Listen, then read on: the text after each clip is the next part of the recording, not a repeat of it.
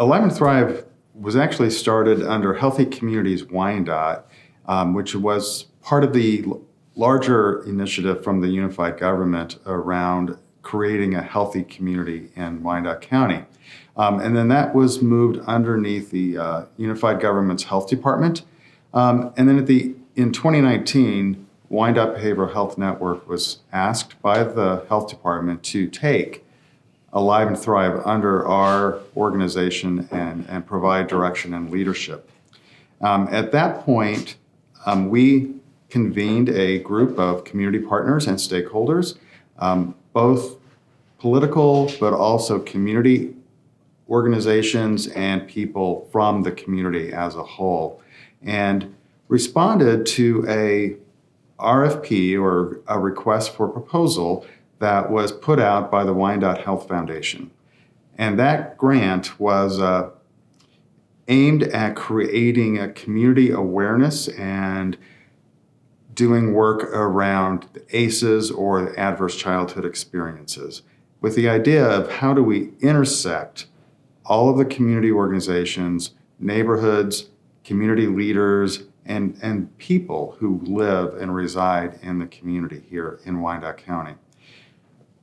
So in response to the RFP from the Wyandot Health Foundation, this group of people came together and wrote a response, which ended up being awarded by the Health Foundation here in Wyandot County to promote and expand the training and awareness of the impact of trauma in the community, both individually and as a community trauma.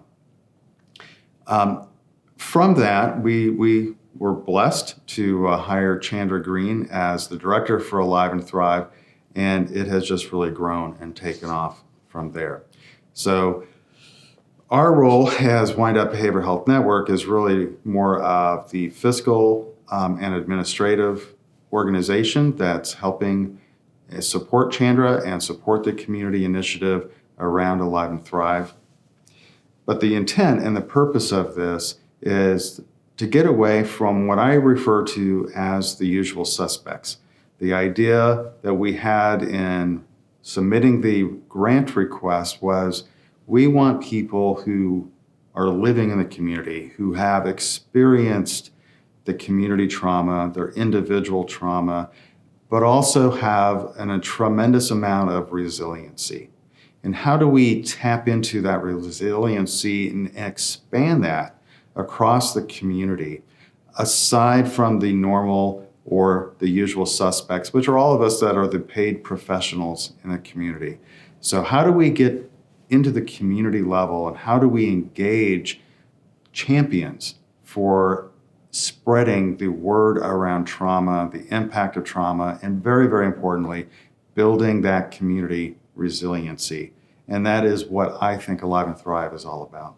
I think what I would also say is this has to be a sustainable model that is community driven, with champions in the local community, so that this becomes part of the bloodstream and the body of the community, is that the community has the ability to heal itself, and that the community comes together to lift each other up and heal the impact of the trauma that people are experiencing, whether that's from adverse childhood experiences such as physical, sexual abuse, violence, etc., but also just the overall sense of the racism, the food insecurity, the housing insecurity that too many people in our community are struggling with at this time. So the community coming together in a sustainable way that can live on.